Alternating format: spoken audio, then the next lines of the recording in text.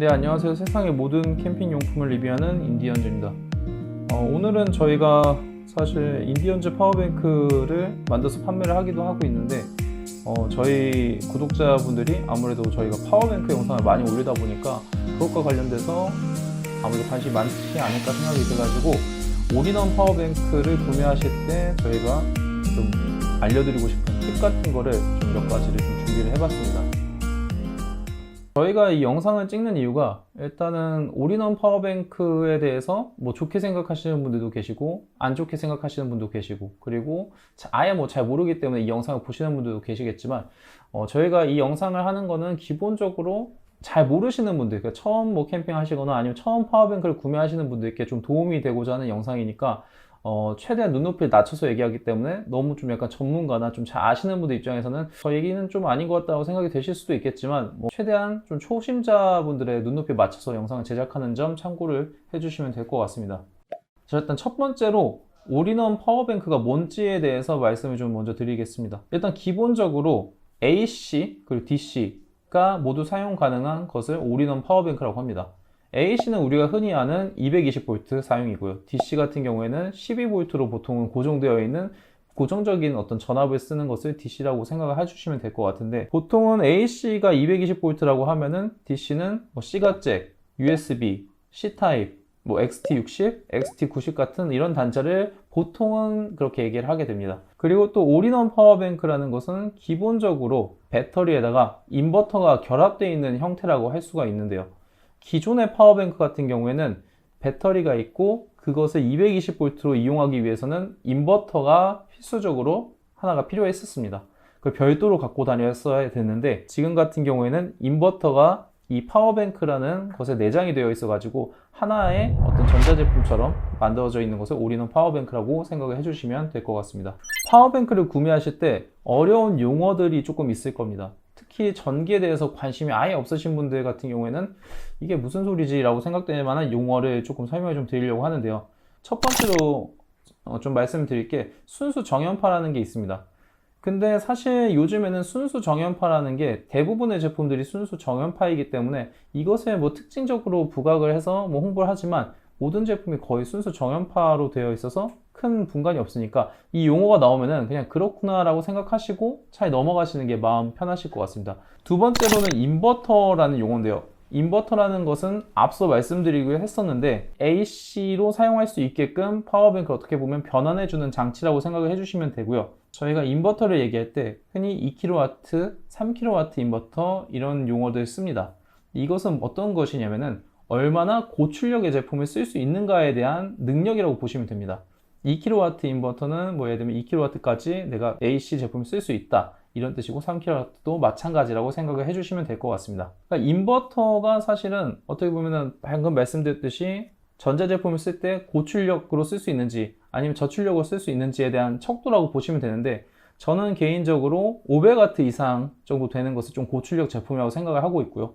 저출력 제품은 100W 이하의 제품을 저출력 제품이라고 생각을 합니다.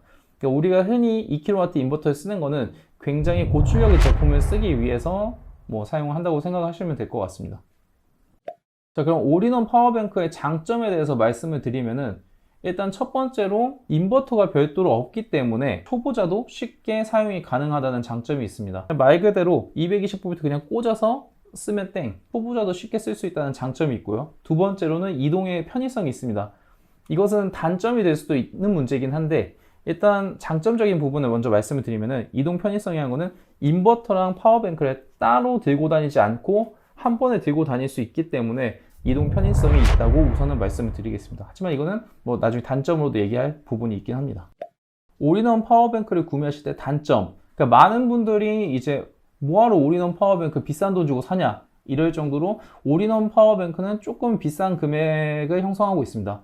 근데 올인원 파워뱅크 중에서도 조금 이런 어떤 가전제품의 형태의 느낌보다는 조금 옛날 스타일의 파워뱅크는 조금 더 저렴한 게 있긴 확실히 있습니다. 하지만 요즘에 소비자분들의 트렌드가 아무래도 좀 더 깔끔한 걸 원하고 좀 더 전자제품적인 어떤 그런 사용자가 쓰기 쉬워 보이는 어떤 그런 외관을 더 선호하기 때문에 가격이 조금 오른 그런 그런 게 단점이라고 생각할 수가 있고요. 두 번째로는 인버터가 내장이 되어 있기 때문에 무게가 당연히 증가할 수밖에 없습니다.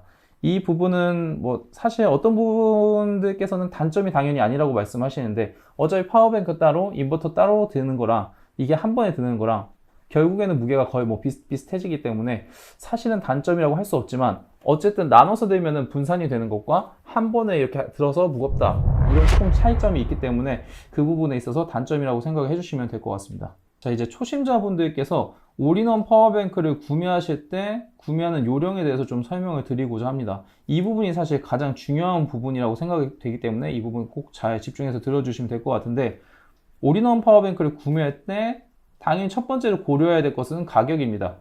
파워뱅크가 올인원의 어떤 기능을 갖고 있다고 해서 가격이 진짜 뭐 천정부지 올라가는 경우도 있습니다. 물론 제품이 당연히 좋으니까 그 가격을 받는 게 맞다고 할 수 있는데 아무래도 소비자분들 입장에서는 합리적인 선택을 할 수밖에 없기 때문에 가격을 사실 제일 먼저 보게 되는 그런 경향이 있습니다. 그러니까 가격 대비 이 성능이 좋다 이런 것을 좀 판단해야 되는데 우선적으로 가격이 너무 비싼 제품은 선뜻 손이 가지 않는 것은 사실이죠. 두 번째로 그 다음에 말씀드릴 것은 충전 속도입니다. 저희가 옛날에 사실 파워뱅크를 판매하는 것이 아니고 대여를 했었는데 지금도 뭐 그 대여 제품을 갖고 있습니다만 2000W가 아니고 그때 1500W 정도의 파워뱅크인데 충전하는데 25시간 정도가 걸립니다. 옛날 그게 2년 전, 3년 전에 구매를 했었으니까 그때 당시에 뭐 어떤 기술이나 아니면 그때 당시에 보통의 그런 평균적인 속도가 그 정도였다면은 뭐 어쩔 수 없는 건 사실이지만 근데 지금 생각해 보면은 저희 제품 같은 게 2시간 안에 2000W가 충전이 되는데 1500W가 25시간이 걸린다. 근데 사실 이런 제품이 지금은 많이 줄었습니다. 대부분 10시간 정도에서 끊으려고 하는데 그럼에도 불구하고 충전 속도가 빠른 것을 선택하는 것이 아무래도 좋을 것이라고 예상이 되는데 물론 충전했을 때 어떤 과열이라든지 이런 이슈가 발생하지 않는다면이 전제라고 할 수가 있긴 합니다. 세 번째로 구매하는 요령이 용량입니다. 근데 용량은 사실 처음 보시는 분들 입장에서는 보통 파워뱅크를 홍보할 때 인버터의 그런 기능적인 걸 홍보하는 경우가 많습니다. 뭐 2000W라고 했는데 이게 알고 보니까 용량이 아니고 인버터가 2kW까지 버티는 걸 뜻하는 건데 실제 용량은 뭐 1000Wh라든지 뭐 이런 경우가 있습니다. 마케팅적인 어떤 용어라고 생각이 되는데 그 부분을 꼭 잘 고려를 해 주셔야 됩니다. 제가 이전 영상에서도 많이 말씀을 드렸는데 용량은 와트 아워라고 해서 WH 단위라고 할 수 있고 이 와트 아워 단위가 뭐 예를 들면 내가 소비 전력 60W인 제품을 2000W짜리 용량이라면은 약 33시간 정도 쓸 수 있다. 단순하게 계산하면 그렇게 되니까 꼭 용량, 와트 아워를 확실하게 보시고 구매를 하시는 것을 추천을 드립니다. 네 번째로는 인버터 성능을 보셔야 되는데 요즘은 올인원 파워뱅크가 그래도 대부분은 인버터가 그래도 좀 자기의 용량 정도 수준은 인버터가 갖고 있습니다. 예를 들면은 1000W 정도의 그런 파워뱅크면은 그래도 한 1200W나 1000W 정도의 전자제품을 쓸 수 있게 다 대부분 되어 있습니다. 그렇지만 뭐 아무래도 혹시나 하는 마음에 그런 거 좀 확인을 꼭 해주셔야 될 것 같고요. 내가 인덕션을 쓰고 싶다. 근데 1000W짜리 제품을 샀는데 인덕션이 안 돌아가는 경우가 있습니다. 그렇기 때문에 꼭 인버터의 성능도 확인을 해서 구매를 좀 해주시는 것을 추천해 드립니다.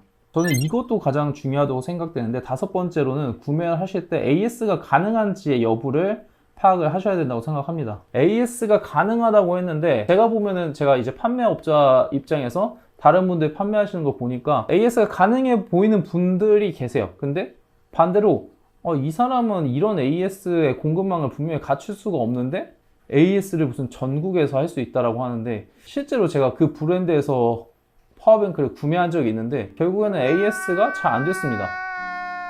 뭐 실제로 뭐 AS 지점이 있다고 하지만 결국에는 이제 보내는 곳은 한 곳으로 보내가지고 거기서 이제 AS를 해준다고 하는데 제가 봤을 때 이 판매업체 입장에서는 분명히 아마 중국의 공장에 다시 보내는 걸 AS라고 하시는 것 같은데 전국에 마치 AS 센터가 있다는 것처럼 하니까 그런 부분들 아마 소비자분들이 잘 보시기는 어렵긴 하실 거예요. 근데 확실하게 AS 센터가 있는지 확인하시고 구매를 하시는 것을 추천드립니다. 자, 마지막으로 가장 중요한 것 중에 하나가 나한테 맞는 파워뱅크를 구매하는 것인데 이 나한테 맞다는 거는 내가 평소에 얼마만큼의 전자제품 전력을 쓰고 그리고 이것에 맞춰서 파워뱅크를 사는지 이것을 좀 파악을 하시고 구매를 하시는 것을 추천드립니다. 예를 들면은 내가 평소에 뭐 에어컨을 쓴다, 캠핑용 에어컨을 쓴다 그러면 굉장히 높은 전력의 파워뱅크가 필요하시겠죠. 근데 나는 선풍기로도 충분하다라고 하면은 굳이 큰 용량의 파워뱅크를 구매하실 필요는 없다고 생각이 됩니다. 결과적으로 내가 평소에 쓰는 소비 전력 같은 경우에는 그 전자제품 각각의 소비 전력이 이미 스펙으로 다 적혀 있기 때문에 그 소비 전력을 모두 더해 주신 다음에 내 파워뱅크 예상되는 총량으로 나눠 가지고 내가 이 제품들을 쓰면은 몇 시간 동안 파워뱅크 쓰겠다, 그러니까 이 용량 정도면 나한테 충분하겠다, 이런 걸 꼭 계산하고 구매를 하시는 것을 추천드립니다. 가격이 싼 것 중에 용량이 큰 거는 사실 거의 없습니다. 그것을 확실하게 인지를 해주시고 구매를 해주셔야 될 것 같고, 그리고 또 무게 역시도 가벼운 제품 중에 용량이 큰 제품은 없습니다. 이것도 꼭 구매하시기 전에 알아두시면 좋을 것 같습니다. 제가 그래도 파워뱅크를 작년에서부터 판매를 하면서 굉장히 막 테스트도 많이 해보고 그랬는데, 이거는 아마 판매업자분들도 잘 모르실 만한 부분에 좀 설명을 좀 드리려고 합니다. 일단 첫 번째로 파워뱅크 용량이 크다고 과연 그 제품이 좋을 것인가, 그 제품이 나한테 맞느냐, 이 부분은 좀 논란이 있습니다. 아마 모르시는 분은 당연히 모르시겠지만 파워뱅크 용량이 크면은 당연히 무게가 늘어나기 때문에 그 무게를 감당할 수 있는 분들 입장에서는 용량이 큰 게 좋을 수도 있습니다.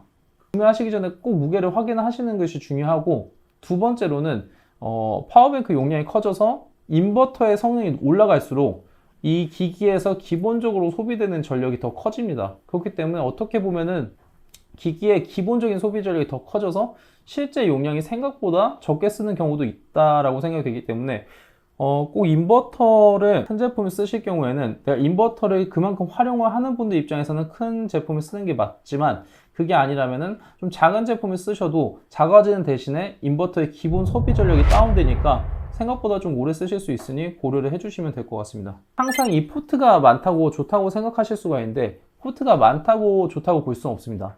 포트가 많다는 것은 결국 기판이 많이 들어가 있고, 기판이 많이 들어가 있어서 소비 전력이 높아지는 경우가 있습니다. 대부분이 그런데, 만약에 이거 예를 들면 제가 뭐 어떤 포트를 쓰고 안 쓴다, 그래서 이걸 오프 해가지고 다 오프를 해가지고 하면은 그래도 좀 약간 전력이 절감이 되지만, 내가 못 모르고 그냥 이 포트들 다 켜놓게 되면은 결국에 그것도 역시 기본적인 소비 전력이 굉장히 많이 들게 됩니다.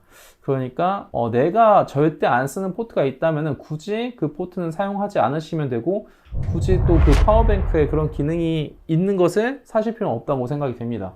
이런 이슈 중에 가장 또 고객분들이 민감한 게 리튬 이온, 리튬 인산철, 이 소재, 배터리 소재에 대해서 민감합니다.